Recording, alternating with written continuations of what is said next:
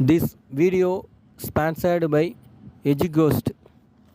The struggle to find courses that truly speak your language, it's finally over.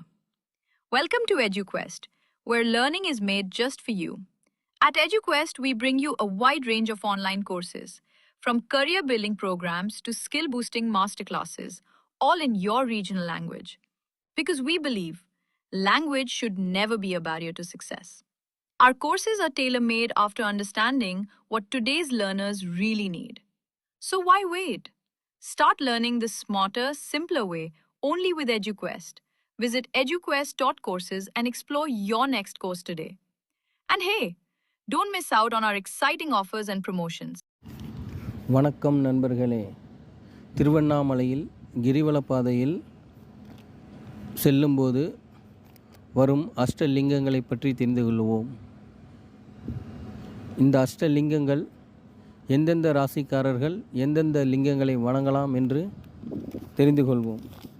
Indralingam ரிஷப ராசிக்காரர்கள் மற்றும் துலாம் ராசிக்காரர்கள் வணங்கினால் செல்வம் பெருகும், பதவி உயர்வு கிடைக்கும், பணியிடை மாற்றம் உண்டாகும், வேலை நிரந்தரமாக கிடைக்கும்.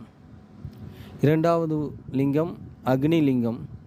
சிம்மம் ராசிக்காரர்கள் அக்னி லிங்கத்தை வழிபட்டால் நோய்கள் தீரும், எதிரி தொல்லை நீங்கும், பயம் நீங்கும், மனப்பயம் நீங்கும்.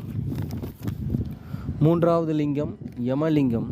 விருச்சிகம் ராசிக்காரர்கள் வழிபட்டால் யமபயம் நீங்கும், சகோதரர்கள் இடையே ஒற்றுமை உண்டாகும், செல்வ வளம் பெருகும், பொருளாதார கஷ்டங்கள் நீங்கும். நான்காவது லிங்கம் நிருதிலிங்கம். மேசம் ராசிக்காரர்கள் நிருதிலிங்கத்தை வழிபட்டால் குழந்தை பாக்கியம் கிடைக்கும், ஜென்ம சாபம் நீங்கும், அழியாத புகழ் கிடைக்கும், சுக வாழ்வு உண்டாகும். வர்ணலிங்கம் மகரம் ராசிக்காரர்கள் மற்றும் கும்பராசிக்காரர்கள் வழிபட வேண்டும். நீர் சார்ந்த நோய்கள் நீங்கும், கொடிய நோய்கள் நீங்கும், சனி பகவானின் அருள் கிடைக்கும், உடல் ஆரோக்கியம் உண்டாகும். ஆறாவது லிங்கம் வாயுலிங்கம்.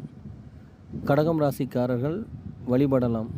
மன நிம்மதி கிடைக்கும், சுவாச பிரச்சனை சரியாகும், இதய நோய் பிரச்சனைகள் நீங்கும், கண் திருஷ்டி கோளாறுகள் நீங்கும், பெண்களுக்கு நல்வழி உண்டாகும்.